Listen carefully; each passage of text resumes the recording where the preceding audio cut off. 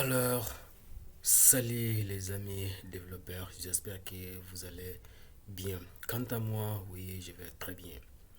Alors aujourd'hui, on se retrouve de nouveau pour parler euh, de savoir comment configurer un serveur Linux, un serveur web de type VPS afin de pouvoir y héberger votre site internet. Quand je parle de serveurs de type VPS, il ne s'agit pas de ces serveurs traditionnels que vous pouvez louer chez OVH ou Ionos, et de type de prêt-à-porter qui sont même prêts à vous livrer de, des noms de domaine, mais je parle de personnes qui souhaiteraient avoir vraiment des compétences poussées dans le système d'administration euh, d'un système ou d'une distribution Linux, c'est-à-dire louer un serveur dédié, un serveur euh, tout vierge, donc que vous pouvez vous-même administrer et tout par vous-même, c'est-à-dire en commençant par l'installation de la version de PHP que vous voulez, de la base de données que vous voulez et de Apache qui permet quand même de faire tourner des applications PHP et toutes ces choses-là, de mettre en place des couches de sécurité avec SSL, ainsi de suite. Alors que si vous optez pour un serveur dédié, il y a toutes ces choses qui sont déjà mises en place. Alors, si vous êtes prêts, alors, let's go.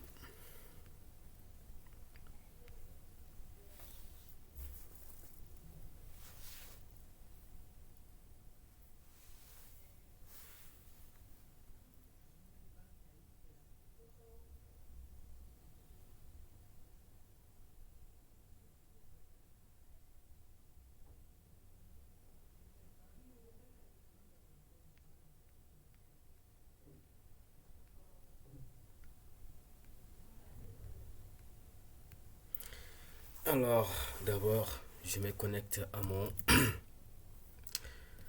système.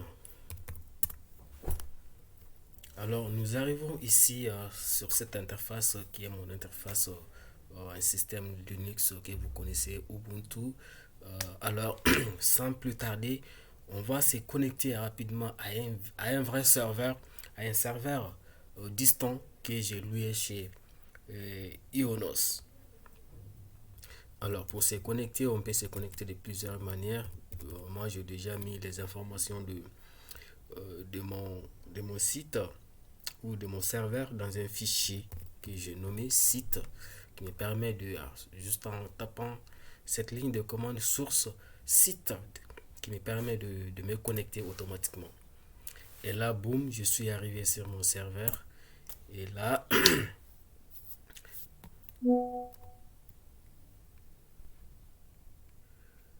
alors, je suis arrivé maintenant sur mon serveur.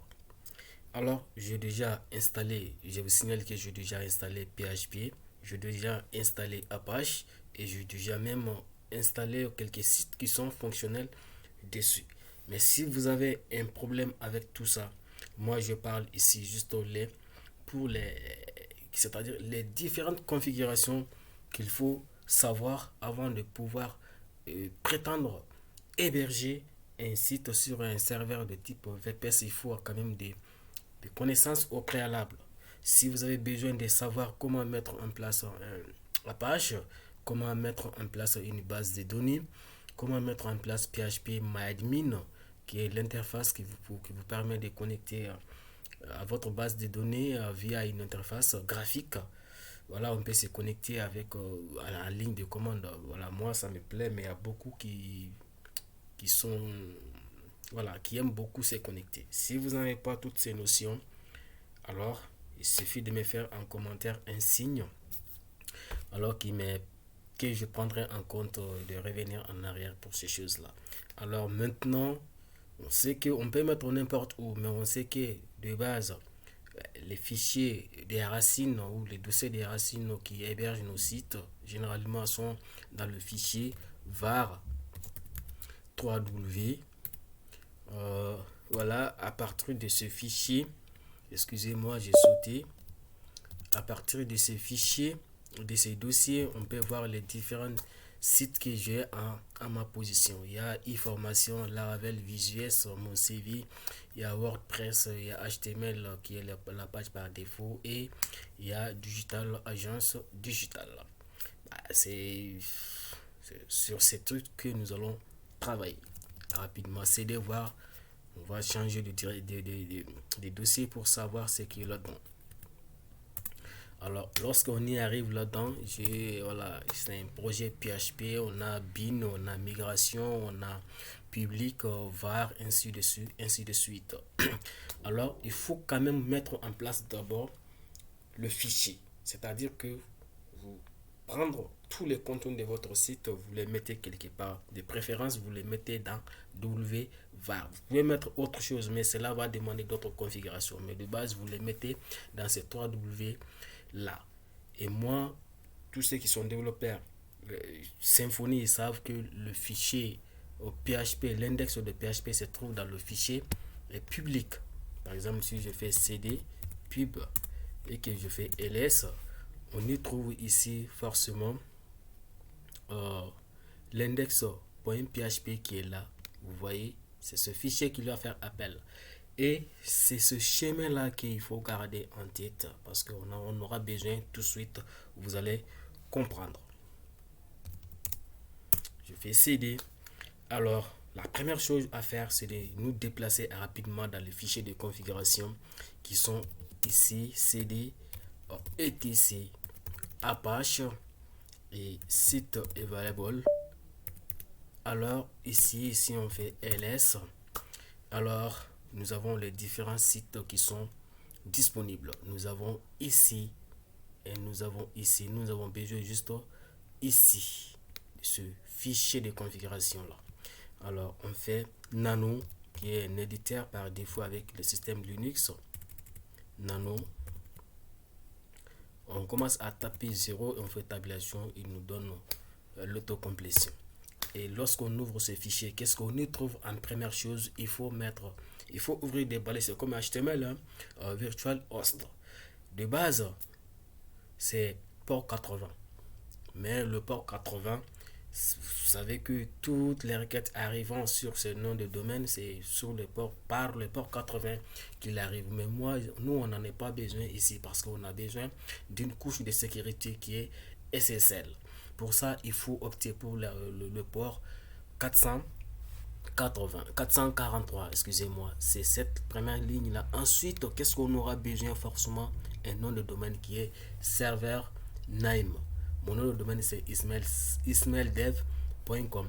Ensuite, la deuxième ligne c'est document root. C'est pourquoi je vous avais dit qu'on aura besoin. On se rappelle qu'on était ici var 3w saco agence digitale et il faut indiquer où se trouve le fichier l'index.php. C'est pour nous, c'est dans le public, dans le dossier public. Et automatiquement, il saura que lorsqu'on tape ces noms de domaine, par exemple ismaildev.com, il sait maintenant, Apache sait maintenant où aller chercher ce fichier. On donne le chemin complet du fichier. Et ensuite, on active la sécurité SSL sur on et on indique le chemin de notre clé publique et clé privée et le chemin aussi de notre clé publique qui va aller interroger et capter pour savoir que nous sommes connectés, parce que si on ne met pas ça, on ne peut pas se connecter à HTTPS. Ce sont des trucs que j'ai sauté. Je l'ai déjà mis en place, mais si vous avez le besoin, si vous sentez le besoin qu'on revienne sur ces notions, il n'y a pas de souci. Comment mettre en place une sécurité SSL. Et ensuite, ça, c'est juste des règles. Je peux même effacer l'autre. Il y a des doublons. Voilà, overrides. Ça, ce sont des règles qui vont s'appliquer à ces dossiers parce que c'est juste des histoires de